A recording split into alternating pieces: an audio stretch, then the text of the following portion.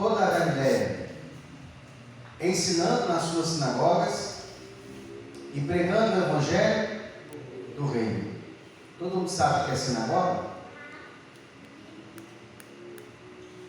Como se fosse um templo?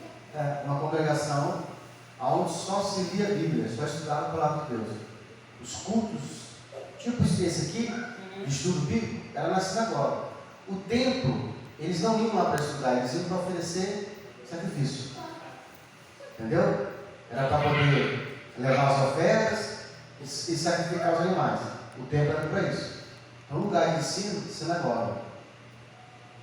O que eu mais entendo que a igreja, esse templo aqui, ela significa, seria para a sinagoga.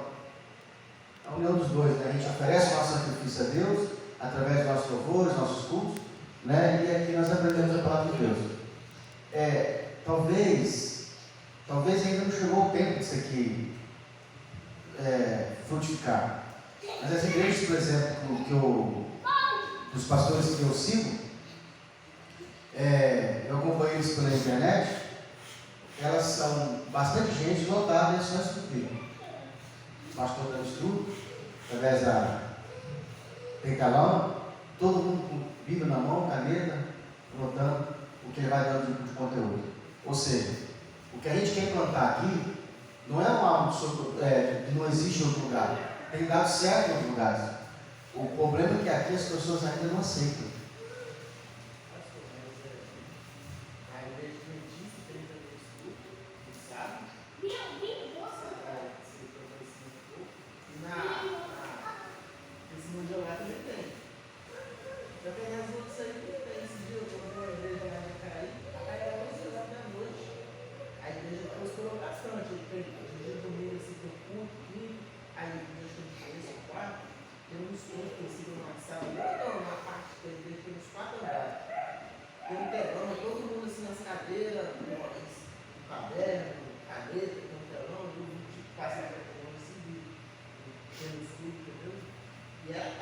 Sim, ou seja, tem um povo aí que gosta da palavra de Deus e tem um povo que despreza.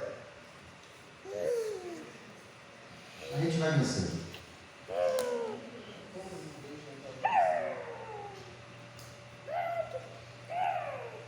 E percorria Jesus toda a Galiléia, ensinando na sinagoga e pregando o Evangelho do Reino, e curando todas as enfermidades e moléstias entre o povo. E a sua fama correu por toda a Síria, e traziam-lhe todos os que padeciam acometidos de várias enfermidades e tormentos, e endemoniados, os lunáticos e os paralíticos, e ele os curava. Então, ou seja, a campanha que a gente vai abrir por libertação, ela também é bíblica, né? Nós estamos dentro da palavra de Deus, apesar que eu preferiria a gente ficar mais só no que nós estamos aqui, mas a gente vai fazer um teste para ver se está certo. E seguiu-no uma grande multidão da Galiléia, de Decápolis e de Jerusalém, da Judéia e da além do Jordão. Jesus, vendo a multidão, subiu ao monte e, assentando-se, aproximou-se dele os seus discípulos. E, abrindo a boca, os ensinava, dizendo: Bem-aventurados os pobres de espírito, porque deles é o reino dos céus. Eu vou ler de novo esse texto, para a gente dar ênfase no que está sendo escrito aqui. E abrindo a boca, os ensinava, dizendo: Bem-aventurado. A palavra bem-aventurado quer dizer feliz, bendito. Bem-aventurado os pobres de espírito, porque deles é o reino dos céus. Olha o que algumas igrejas leu. Você é bem-aventurado se você for pobre, porque quem é rico não vai ter o reino dos céus. E aí fez a igreja, surtir na igreja um desejo de pobreza, ou uma acomodação por ter pouco. Você vai ver muito crente até hoje, que ele, se você falar muito em luxo, em prosperidade, em riqueza, ele não, isso não é de Deus não.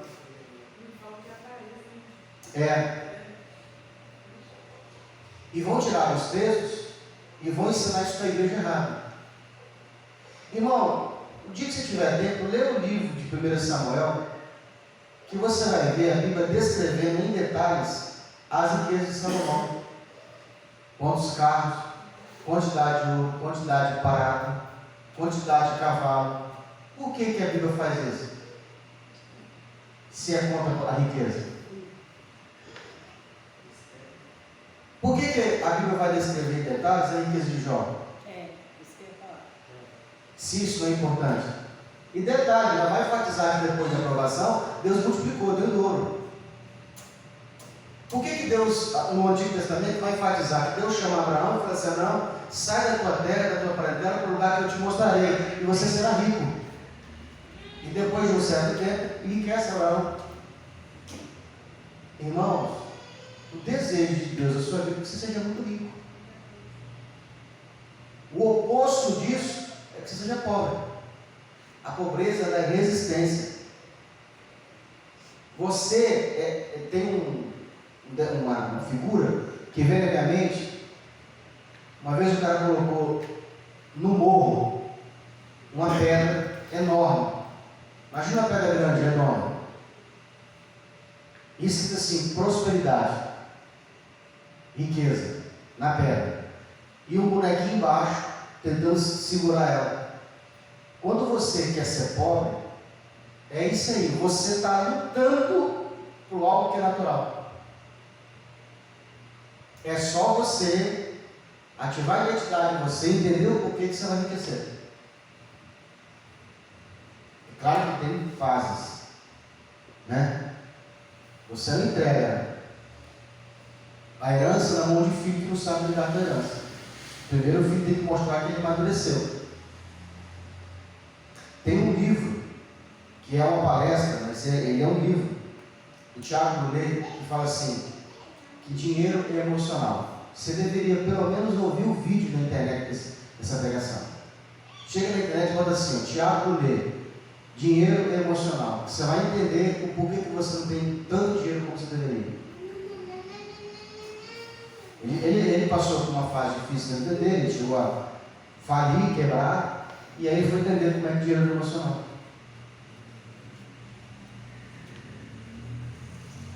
Então, bem-aventurado os pobres de espírito. Primeira coisa, para você entender esse versículo, você tem que saber o que é riqueza, o que é ser rico e o que é ser pobre. O que é uma pessoa rica? Você sabe?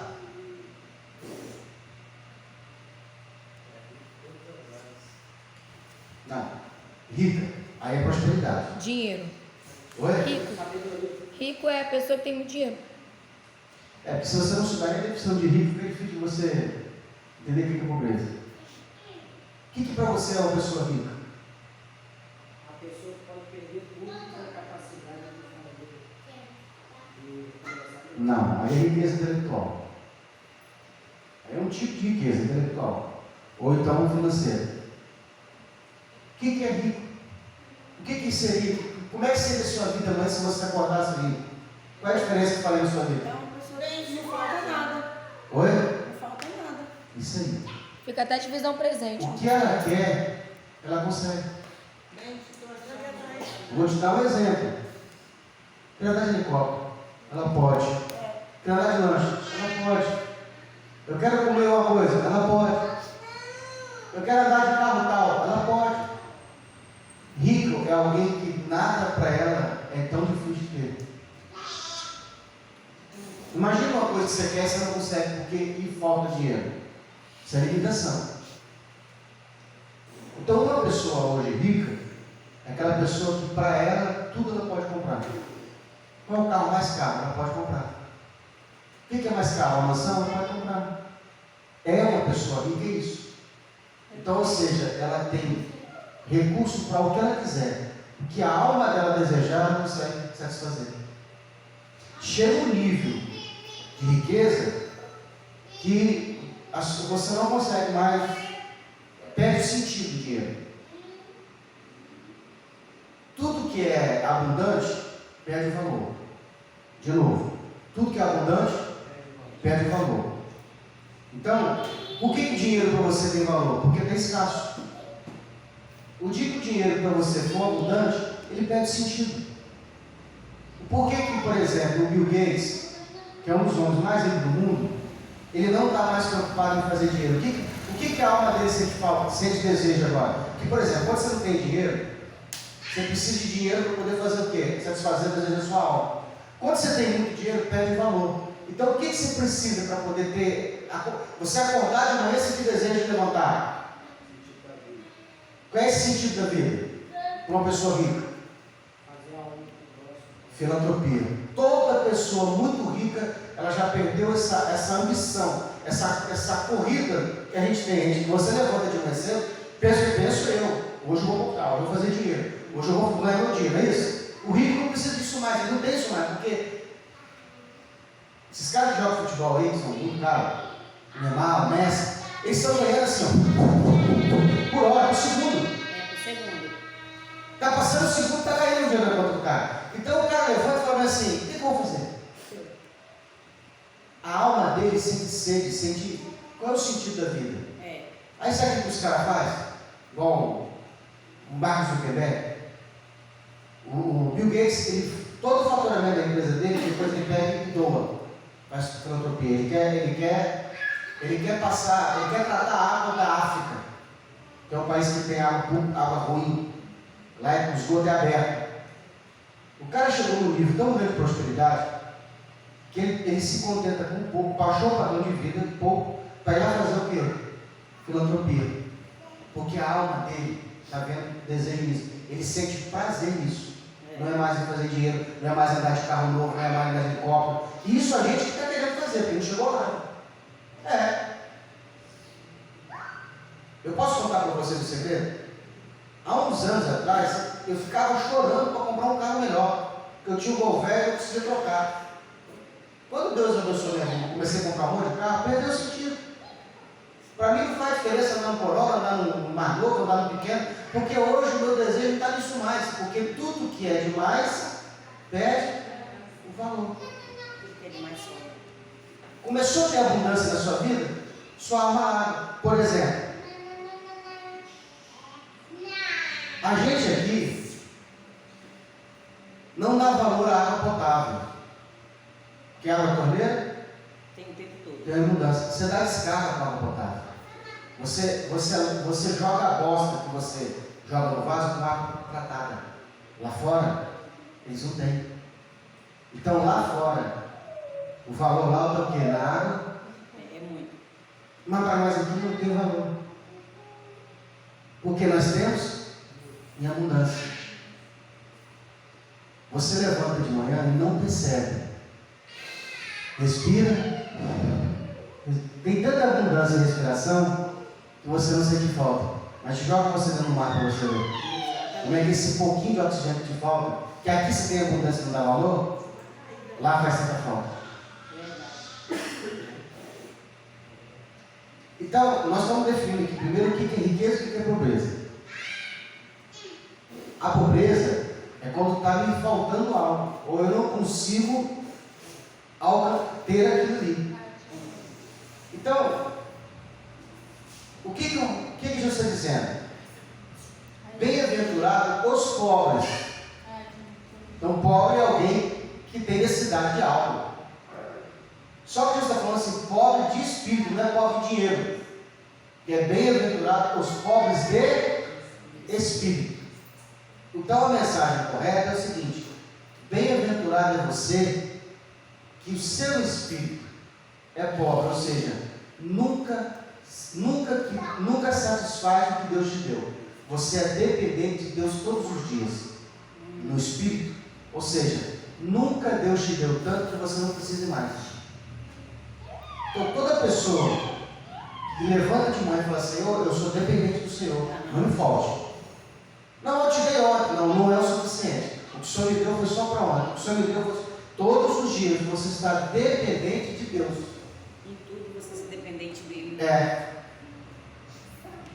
Porque no mundo físico, espiritual também, mas eu vou tratar do físico, não existe nada que é criado que não depende de outro. Não existe. Nós dependemos de alguma coisa. Você depende do ar oxigênio para respirar, você depende de água potável para estar vivo. Você depende. Então você não consegue ser independente. O único que é independente 100% é Deus, por isso ele é Deus, porque ele é autoexistente. Nós dependemos de alguma coisa. Então, no mundo físico não existe nada que não dependa de outro. Então, a gente depende das árvores. Se elas não existirem, a gente morre com o nosso próprio gás carbônico que a gente emite. Porque Deus é tão perfeito que Ele criou a árvore para respirar aquilo que a gente joga fora. A gente respira oxigênio e solta gás carbônico. A árvore respira gás carbônico e transforma em oxigênio. E inverso. Olha a dependência que nós temos no mundo das árvores. Então, bem-aventurados os pobres de espírito, porque deles é o reino dos céus. Bem-aventurados que choram, porque eles serão consolados.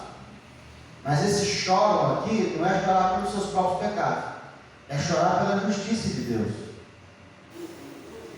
Bem-aventurados os mansos, porque eles. Bem-aventurados os mansos, porque eles. Herdarão a terra. Ué, não a gente vai para o céu? O povo não prega que a gente vai morar no céu? Dá um pano para manga isso. Não entendi agora. Então quer dizer que quem é manso fica na terra. Quem é bruto, quem é valente, quem é. O que é o oposto de manso? Bravo? Violento? Para ver o culto? Então essas pessoas vão para o céu e os mansos vão para a terra? Irmão, a Bíblia sempre tratou isso aqui. Nós não vamos morar no céu.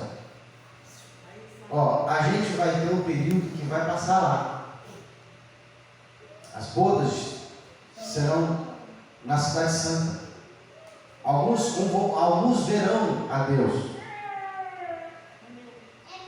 Na primeira fase. Mas o reino de Deus, o reino milenar é na terra. Não tem esse negócio de morar no céu. Bem-aventurados que têm fome e sede de justiça, porque eles serão fartos. Essa justiça aqui é a de Deus, não é a nossa. Porque às vezes você acha que foi injustiçado.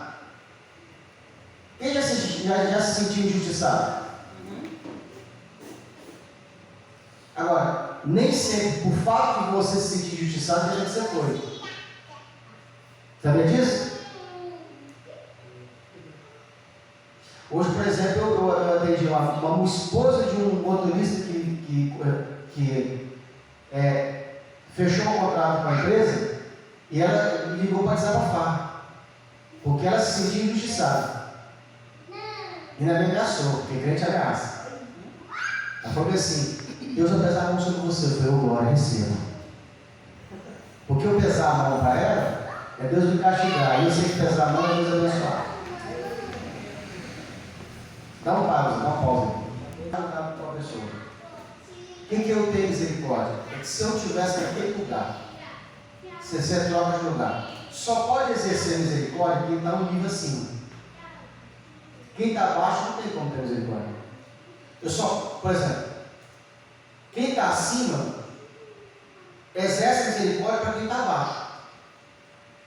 Abaixo não tem como exercer misericórdia quem está acima. Não existe essa escala. Então você passa na rua, você tem dinheiro no bolso. Alguém está sem nada pedindo dinheiro para comprar comida. Tem como o que está sem dinheiro ter misericórdia de você? Não. Não. Ela só pode exercer misericórdia se ela estiver acima. Possa ser que esteja com o bolso cheio de dinheiro e de repente sofreu um acidente e não tem como se locomover, está de repente no chão ali, ensanguentado, enferma, e o que está de repente sem dinheiro pode estar melhor que você naquele momento, naquele nível de situação. Uma vez eu estava passando no alagamento, eu entrei com o carro dentro do alagamento e o carro morreu. Eu entrei em desespero, porque no meio do alagamento, quando o carro morreu, eu falei, agora eu tenho que tirar o carro daqui. Aí eu comecei a empurrar o carro sozinho, chovendo. Veio um senhor do nada, do além, entrou na água e começou também a empurrar o carro. Ele exerceu misericórdia, foi compassivo. Irmão, posso falar para você? Eu era tão ruim naquela época que eu pensei assim, cara, se eu tivesse no lugar dele, eu não entraria na água para ajudar. Misericórdia. Por isso que a gente vai sendo tratado, né? Então você vai sendo tratado. Porque eu falei assim, eu não faria isso que ele fez por mim, eu não faria isso por ele. E aí você vai se curando, você vai se colocando, você fala assim, que porcaria que eu sou. Entendeu? Hoje eu faria, com certeza, hoje eu mudei muito, amadureci, fui aperfeiçoado, mas na época eu não tinha prática. De molhar o pezinho, claro, com água até assim para empurrar o carro dele. Entendeu? É isso aí que infelizmente é a maioria do. Cada um se vira. Entendeu? Então isso é misericórdia, tem misericórdia. Então olha só, existem duas leis no mundo espiritual. A justiça, que é o juízo, e a misericórdia. A Bíblia diz que se você for misericordioso, o julgamento para você também será com misericórdia. Porque a misericórdia triunfa sobre o juízo. Então você pode exercer o juízo, mas você pode também abrir mão do juízo para ter misericórdia. Entendeu? Se você exercer justiça, não tem problema. Você não está errado, porque a Bíblia também fala da justiça e do juízo. Mas você também pode exercer também, usar desse artifício da misericórdia. Preferir a misericórdia ao invés de exercer a pena. Por isso que ele falou assim, soltai as correntes, alimentai, perdoai. Entendeu? Bem-aventurado os misericordiosos, porque eles alcançarão misericórdia. Bem-aventurados os limpos de coração, porque eles verão a Deus. Isso aqui, limpo de coração. Todos os dias o nosso coração tem que ser limpo. Eu acredito. Muito. Tem dia que tem que se limpar mais dia que o outro. Sim. Assim como a gente limpa o corpo, né? A gente limpa o nosso corpo. Você sabia que nós seres humanos somos os únicos que precisamos tomar banho, os animais não precisam? Como é que pode, né? Animal não fede sem tomar banho, não. Ele tem um cheiro dele, diferente. O animal tem um cheiro dele, diferente. Nós, se a gente não tomar banho, vai se perder. Fede mesmo, é verdade. É o que? Bem-aventurados os limpos de coração. Ó, de coração, os limpos de coração. Porque eles verão a Deus. Bem-aventurados os pacificadores, porque eles serão chamados filhos de Deus. O que é a pessoa pacificadora? Tentar acalmar alguma situação de repente, não ir para frente, tipo assim, Não bota lenha na fogueira. Curto e lá e arregaçar, não. Tentar apaziguar para acabar. Tirar problemas, né? Isso. Alguém chegou para você e falou mal de fulano, aí o outro também falou mal de ciclano, e você tira por menos, fica sempre tirando. Você quer ver uma coisa interessante? Quando alguém vier falar mal de alguém para você, principalmente pessoas que você tem convívio, nossa, fulano é assim, assim, assim. Tipo assim, às vezes a pessoa reclama que a outra pessoa não gosta dela. Né? Você quer ver se acabar com a pessoa? Você fala assim, sério? Nossa, mas fulano fala tão bem de você. Não, E se você sente tão mal na hora que ela está falando? Ela olha assim e fala, sério? Nossa, ela fala tão bem de você. É assim Você mesmo. está pacificando É ela. verdade. Você está colocando o quê? Agora, o oposto de pacificador quem? Quem coloca intriga. Aonde você está? Isso, você vai acabar de você. Fulano quer ver, o capeta não quer te ver. Você vê o rolê no fogueira. Tem gente que é assim mesmo. Então, a gente tem que promover o quê? A pacificação. Tirar por menos. Não ser daquele que... Já viu quando a pessoa entra para apartar briga? Pessoas pacificadoras.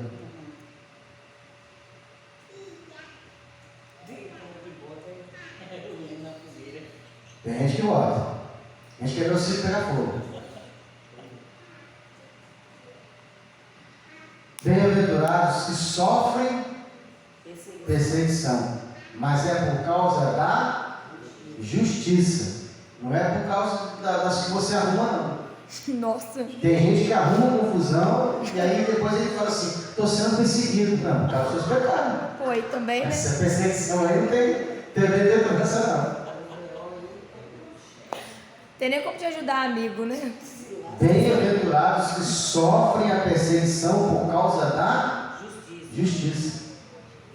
Porque deles é o reino dos céus. Bem-aventurados sois vós. Esse versículo aqui é perigoso. Exato. Quando vos injuriarem, perseguirem, mentindo, disserem todo mal Contra vós. por minha causa. Pesado. E aí, e agora? Como é que eu digiro isso aqui? Porque se você for fiel a Deus e fiel a Jesus Cristo e fazer tudo o que Ele mandar, você vai ter isso aqui se cumprir na sua vida. Você vai ser mal falado, perseguido, e o seu nome vai estar sendo rodado na boca das pessoas que vão mentir a teu respeito. Disserem todo mal contra vós por minha causa. Tem gente que não suporta isso aqui, sabia? Ele não consegue ver que isso aqui é uma bem-aventurança. Pessoas que são elas estão preocupadas com a opinião dos outros, ela tem bloqueio de aprovação. O que é necessidade de aprovação? A pessoa que tem necessidade de aprovação é aquela pessoa que ela precisa fingir ser alguém para ter a aprovação das pessoas. Ela não consegue ser verdadeira. Ela tem dupla personalidade. Ela tem uma personalidade que ela esconde, que é ela, e ela finge, ela é artificial, ela finge uma outra personalidade para agradar os outros. Por exemplo, a gente quando não tem isso resolvido, e aí você conhece uma pessoa, imagine que estivesse aqui solteiro, aquela pessoa que você quer conquistar, você finge perto dela uma coisa ali, fica meio pisando em ovos para passar só o melhor momento para ela. Ou seja, porque a opinião dela te importa, e você não quer desaprová-la. E o certo seria o quê? Você já logo decepcionar ela. Mostra logo quem você é. A gente não quer conquistar. Então a gente finge uma personalidade. É tudo errado. Finge uma coisa que você não é. Dá para depois. Então veja bem, imagina uma pessoa que está sendo sincera com Deus. E ela não tem esse problema de necessidade de aprovação.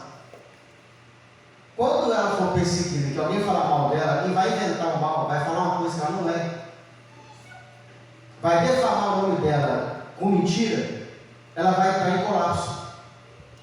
Por quê? Porque a aprovação dos outros é importante para ela. Aquilo que as pessoas pensam a respeito dela faz ela se sentir bem ou não, afeta ela.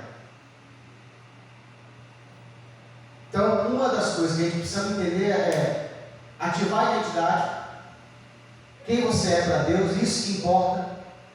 e não se preocupar com a opinião dos outros. Isso aqui, ó, bem-aventurados sois vós quando injuriarem. O que é uma injúria?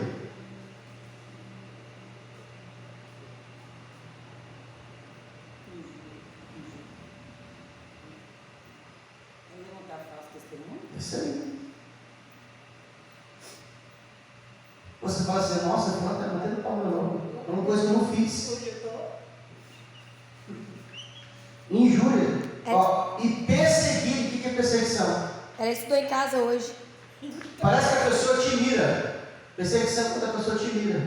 Focada ali. Ela fica te vigiando ali, ó, para te perseguir.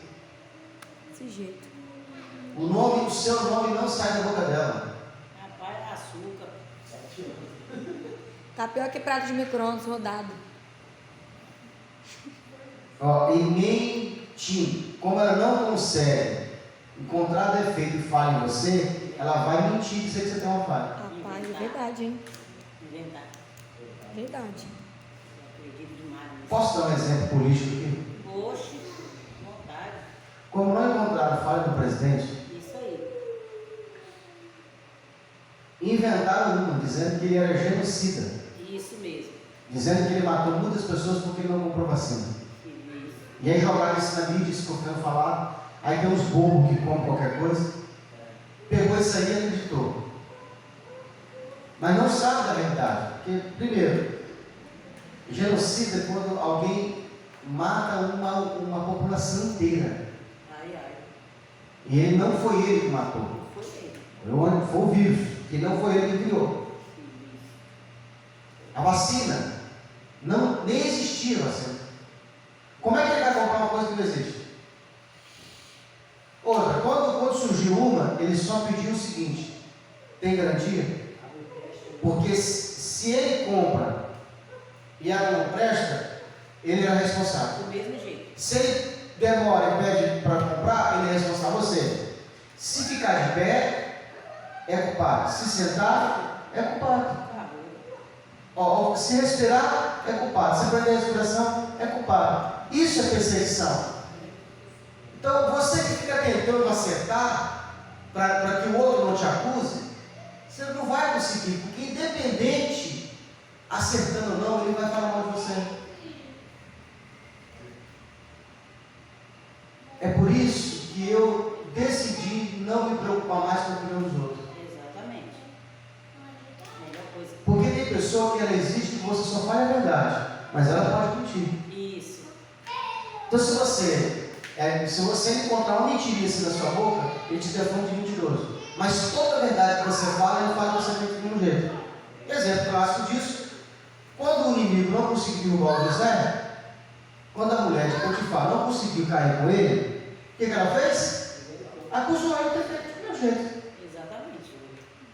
Ele foi acusado daquilo que ele não fez, que ela queria que ele tivesse feito. Não adianta, irmão. Esse tipo de perseguição você não vai vencer. Pastor, o que eu faço então? Suporta. É só você não se preocupar com a opinião dos outros. Cagar. Tem coisa que não tem coisa que não está no teu, tem coisa que não está no teu alcance. Eu lembro uma vez que eu entrei em crise quando a empresa me mandava embora. Eu era difícil chamar ela embora. Quando a empresa me mandava embora, eu ficava deprimido, ficava chateado. Nossa, isso aqui acabava comigo. Me sentia uma porcaria. Eu queria tentar descobrir o que era, o que foi que causou. Até que um dia o Senhor falou comigo assim: independente de você acertar ou não, quando a empresa vai mandar, ela vai mandar. Vai mandar. Não depende de você acertar ou não. Aí tinha que mandar. Pastor, o que eu faço então para ficar calmo? Coloca um drive na sua cabeça. As pessoas, elas te perseguem e te odeiam pelos mesmos motivos que qual Deus te ama. As qualidades que Deus faz porque Ele te ama são as mesmas que eles fazem que te perseguem. A qualidade que você tem, que Deus ama, É essa mesma qualidade que faz as pessoas te aborrecerem. Entendeu?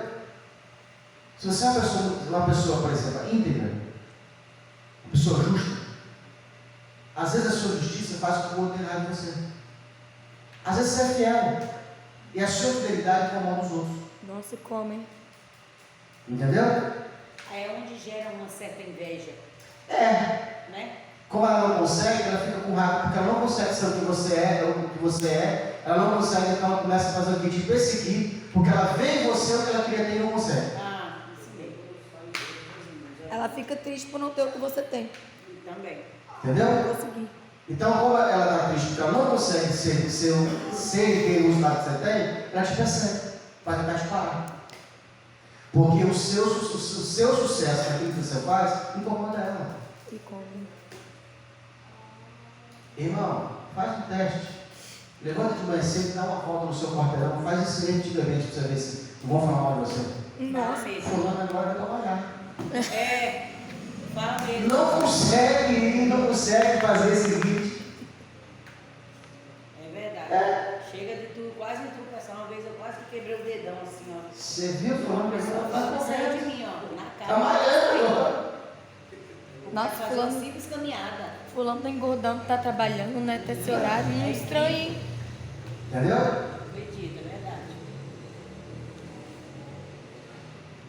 Exultai e alegrai-vos, porque é grande o vosso galardão nos céus. É, Deus. Porque assim perseguiram os profetas que foram antes de vós. Irmão, a gente tem que ser perseguido. O fato de a gente não estar sendo perseguido tem alguma coisa errada. Aí é. Não pode ser perseguido pelos crimes que cometemos, pelos nossos pecados. Esse não conta. Entendeu? Você tem que ser perseguido por praticar a justiça, por ser fiel a Deus. Os discípulos são o sal da terra e a luz do mundo. Vós sois o sal da terra. E se o sal for insípido, como se há de salgar? É uma pergunta. Para nada mais presta, senão para se lançar fora e ser pisado pelos homens. Qual é a principal finalidade do sal? Principal. Não deixar estragar algo. Não, principal. Além de matar? Além de matar? Qual é a principal virtude, finalidade do sal? É que Conservar. Temperar. Hã? Conservar. Dá sabor. Não é temperar, porque tem tempero que não é no sal. O sal é para salgar. Como uma comida sem sal? Ruim. Não é isso? Você bota o sal, ela realça o sabor. Então, comparando isso ao cristão, o que Jesus está querendo dizer? Que o cristão ele deve se posicionar. Nunca ser insosso. O que é um crente insosso, irmão? Hã? Eu não me envolvo com essas coisas. Não, eu não entro em discussão. Entendeu? Está na rodinha ali, alguém falou uma coisa de que é contra a palavra de Deus, ou que é um pensamento promíscuo, de repente falta princípio, e você se omite, você não fala nada. Nesse momento você foi o quê? Insosso. Crente que fica em cima do muro. Ele não dá o posicionamento dele. Agora, é bonito quando alguém fala uma coisa, o outro fala outra, o crente levanta e dá a opinião dele. Isso aí. Ó, eu tenho uma opinião sobre isso. Sobre isso aí eu tenho isso. Na hora, é como se fosse um tempero, ele dá aquele impacto. Pode ser bem recebido, não, mas ele temperou a situação. Isso aí.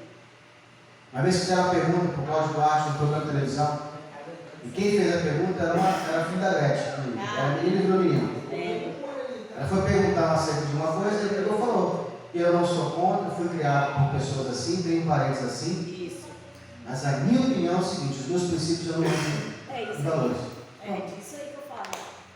Você tem que dar a sua opinião. Ó, eu não concordo com isso. Eu discordo. Isso aqui é contra os meus princípios bíblicos. Eu não entro, esse meu princípio não tem negociação. Você deu a sua opinião. A Bruna Carla fez isso, né? Sim. Esses dias e foi Foi. julgada. E a Não Maia tem problema. Ó, está sendo perseguida por causa do nome de Jesus. Tem gente que não dá o seu parecer para não ser perseguido. E lembrando, só para confirmar que quando ela deu a opinião, muitos crentes que deveriam apoiar ela ficou em cima do muro. E quem não era para apoiar, como eu segui, lésbica, sapata, a favor dela e falando, gente, vocês que são crentes, em vez de estar apoiando uma pessoa do grupo de vocês, eu sou o que sou, mas eu estou no erro porque eu quero. Mas vocês, ela está certa, tem que seguir os princípios bíblicos. É isso aí. É dizer, é isso aí. Cada um. Você tem que se posicionar. Cada um com seus princípios, uai. Acabou. Aí às vezes o crente fica como?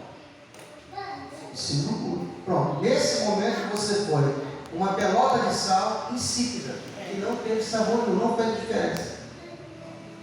Aonde você chegar, você tem que causar, irmão. Você tem que se posicionar, você tem que dar a sua opinião, você tem que defender o seu princípio, porque naquele momento ali pode parecer que não, mas você fez a diferença. Ai, gente, acabou.